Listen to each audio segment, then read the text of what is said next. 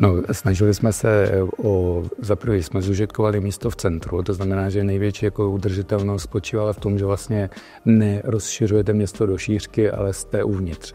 Zahušťujete již vzniklou strukturu, využíváte to místo, který byl vlastně zdevastovaný, byl to brownfield, který byl dlouhý léta opuštěný. Dalším aspektem udržitelnosti, který jsme respektovali, bylo zhodnocení vlastně i morfologie toho místa, to znamená ta svažitost, kterou jsme využili na to, že se zajíždí do 4. suterénu z jiného místa než do posledních 2 suterénů, tak aby jsme nezabírali moc místa. Zužitkováváme dešťovou vodu, která vlastně přitýká ze střech.